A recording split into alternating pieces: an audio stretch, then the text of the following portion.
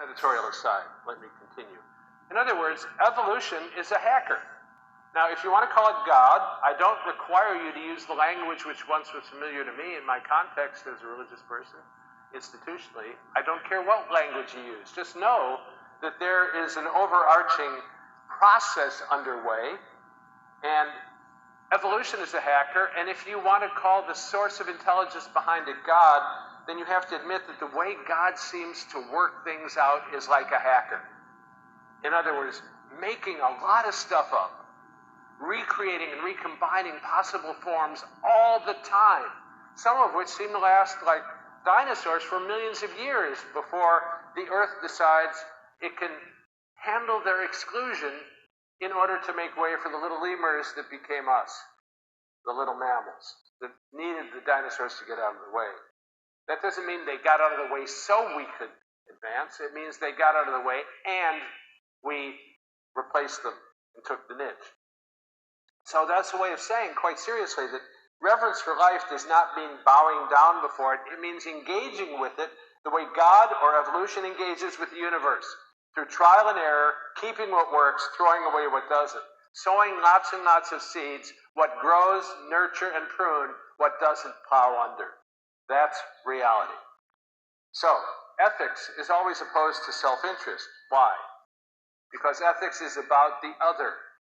Ethics isn't not only what doing for yourself is good, what is good for yourself, but what is good for the other. But like that Mobius strip suggested, the self and the other, in this case, are the same. Because the other you are trying to design, enhance, or augment is the future self that will no longer be the self that is making the decisions here and now on the basis of imperfect knowledge. And that leads to, I'm going to give you two rules for ethics in the course of this talk. And the first one is, obviously, self-defeating, really stupid things are unethical. And as a wise man said, life is very hard, but it's a lot harder if you're stupid. So, the first rule, don't be stupid. Don't be stupid. Now this has, of course, some prior states of consciousness and awareness that are required. You have to know that you are stupid, and an awful lot of stupid people don't know they're stupid, and therefore they do stupid things. But that means ask somebody. Now that requires a certain degree of humility and awareness to know that you don't know. There are unknown unknowns about what you want to do, as Rumsfeld said. And there are other people always around us who are wiser and smarter than us or more mature. So we engage with them. In the religious world, we call it spiritual direction. We call it therapy. We call it a spiritual companion. But it means you can't always make these decisions alone. And if you know that you don't know, which is already an advanced condition of awareness, then you engage other people who are smarter than you. What am I describing? You should recognize the hacker meritocracy in this. I remember people staying up all night on the floor of Barnes & Noble, or Borders, which some of you are too young to know used to be a bookstore. And they would stay up all night with all the O'Reilly books, going over all the details they could, learning. If they were true hackers, when they went online into a news group then, or a list, you ask questions with humility and deference, showing respect for your elders. And if they got from your question that you had done all the homework you could do prior to coming to them, rather than writing a question that I still get sometimes by email, can you teach me how to hack, which gets you a slap and dismissal, then you get the respect back and the information you need. You have to learn how to be part of a learning group, and that's more important than ever. So, boxer, for example, getting ready to decide when to attack, does not apply rules about body angle or distance from the jaw and so forth, but when he sees the right picture in front of him, he hits. He uses a behavior that was successful in an earlier situation, triggered by the similarity of the new situation to the old. He responds intuitively to the patterns, without breaking them down into their component features. So intuition comes to occur effortlessly due to discrimination, resulting from prior experience. A real expert carries this capability in its highest form. An expert knows what to do based on a mature and practiced understanding. Experts are completely engrossed in what they are doing. They're in a condition that the famous writer at the University of Chicago, called flow. You lose self-consciousness and are one with the situation. You are in it. You are immersed, fully conscious in it. So, experts don't solve problems and do not make decisions. They do what works, and they know what works. Experience produces an ability to discriminate among a huge number of situations. So the expert's responses become unconscious, automatic, natural, and fluid. A nurse may sometimes sense the patient lies in imminent danger of relapse and urge a doctor to act right away. They'll pick it up. They'll sense it, they say. Here's a quote, real quote, from an expert psychiatric nurse clinician. When I say to a doctor, this patient is psychotic, I don't always know how to legitimize the statement, but I am never wrong because I know psychosis inside and out. I feel it, I smell it, I know it, and I trust it. That's the way it comes to work. You're no longer doing check the boxes and answering questions and following rules. You just see it, and you know that you're right. So, if experts access rules, they're meta rules. They're the principles that transcend the stated or known principles. And because of that, we may not be able to articulate them, just like meta rules in privacy, except as abstractions. And the abstractions don't sound real to people who don't function on that level. They think you're making it up. They also think you're acting arbitrarily in different situations. But you're not.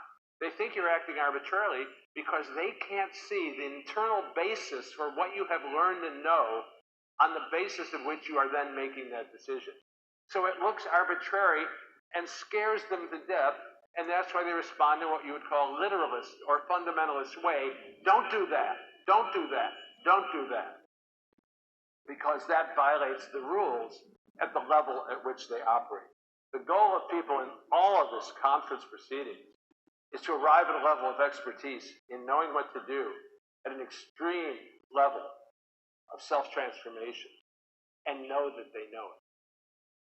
But if you don't know it, and don't know that you know that you don't know it. In other words, here's the second rule. If you don't know when to break the rules, don't break them. In other words, use the rules because you're novice or advanced beginner or even confident. But if you know why you are breaking the rule, that rule no longer applies at the level of abstraction and insight you have now reached, then you break the rule with confidence, clarity, and a freedom of action. But if you don't do it. There you are. This is how you engage with this, like a hacker, entering into engagement or conversation with a meritocracy that has rules for how you learn and how you show respect and how you do obeisance to those who are superior to you. You don't walk out of a talk and someone like, well, I'll use Robert Buchanan because we talked to him for an hour afterward and this guy really knows what he's talking about. You don't say, oh, he's BS, just an academic, or he's just a doctor, or he's part of the medical establishment. If you're doing that, it's just defensive, and it's defensive on behalf of a primitive or immature ego. No, you pay attention to what the best people are saying, and then, if you find they're wrong, you go beyond that. You don't just reject wholesale, whole areas of understanding. Think that someone who only goes to alternative medicine and says the medical establishment is a complete scam, refuses treatment for serious diseases to her detriment. Whichever one you make everything, it's never everything. Some alternative approaches are good, but a lot are snake oil. And some medicine is self-interested and profit-driven and exploitative. But a lot is really pretty sound. And it's not a simplistic thing to simply reject one or the other. So, life, unfortunately, or fortunately, is fired at us, point blank every morning when we wake up from the barrel of a gun. It confronts us with its urgency, with its immediacy. And real life doesn't lend itself to simplistic categories of good and evil. It's all gray. I don't know if you saw a movie some years ago called The Unforgiven, Clint Eastwood. Was it Robert Duvall? I forget who was playing the bad guy, bad sheriff. And after a lot of stuff where you clear who's the good guy, Clint Eastwood, who's the bad guy, the sheriff, Clint Eastwood has the bad guy on his back, and he's got a rifle in his hand and is pointed at the guy's face. And the sheriff says, "Don't do that. Don't." He says, "I finally got my life together. I got a girl. We're living on the ranch. I'm going to retire from the sheriff. I don't deserve this." And Clint Eastwood said, "Deserves has nothing to do with it." And then he pulled the trigger. Well, that's life. Life tells us a lot. Deserves has nothing to do with it. And then it pulls the trigger. Knowing that, knowing what life can do and be, means we have an obligation to respond. This is the ethical part, this is the reverence part, this is the hacking part, by becoming as knowledgeable, as aware, as conscious as possible with humility, and engaging with it in a way that enables us to take the reins of our own freedom, power in our hands, and self-transcend and self-transform as we can. What does that look like to be an expert in ethics? Let me give you an image. Oh, that's Clint Eastwood. We already did him. That's Huckleberry Finn. Way back in the old days, when we had what we called a canon in literature, people read Mark Twain. And Mark Twain wrote a book called Huckleberry Finn. Huckleberry Finn was written after Tom Sawyer. We'd call it a sequel today. Took a spin-off character and made a whole book about it because he was so popular. Huck Finn was a wild spirit, a free spirit, and it was based on Mark Twain's own experiences of himself as a boy.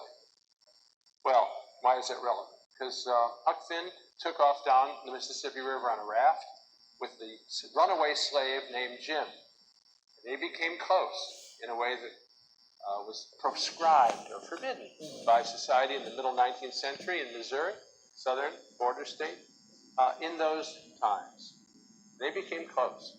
And that got to the point where they knew where Jim was, and they knew that Huck knew where he was, and they knew Huck could turn him in, and these are the two things that they told Huck about why he should turn him in. Number one, it's illegal for you not to tell us where he is. He's property, and he's stolen or stolen himself, and you're harboring stolen property, and you're going to go to jail if you don't tell us where he is. In addition, this was a fire and a brimstone kind of Protestant area. There was hellfire preached from the pulpit all the time in sermons all over Missouri. And so the moral framework of the religious world in which they all lived without variation said not only will you go to jail, but you're going to go to hell. And that was a hell based on fire and damnation and scary stuff for a young teen like Huck Finn. He didn't have LSD to tell him what was real and not real. He couldn't make the distinctions. We're gifted with it. So he was scared. So he's got two threats. You're going to go to jail, and you're going to be damned eternally. And Huck took that corncob pipe, which he's smoking, and sat under a tree all night, cogitating upon those promises and possibilities. And when dawn came, he had his decision. He said, well, damn it, then I'll go to hell. Damn it, then I'll go to hell. That's what an expert in ethics looks like. All the rules of the day, both legal and moral and religious, told him to do this. And he transcended them in a leap of intuitive knowledge that the right thing to do was not turn in what was not property, but a human being. And accept the consequences, as people like Martin Luther King were willing to do, when you break a law in order to expose it, to the conscience of the neighborhood and the society in which you live. So that's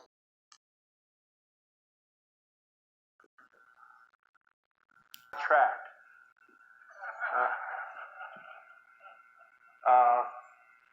Okay. The heck with the slides. They're just pictures. And I can tell you what they look like. Oh, it's back.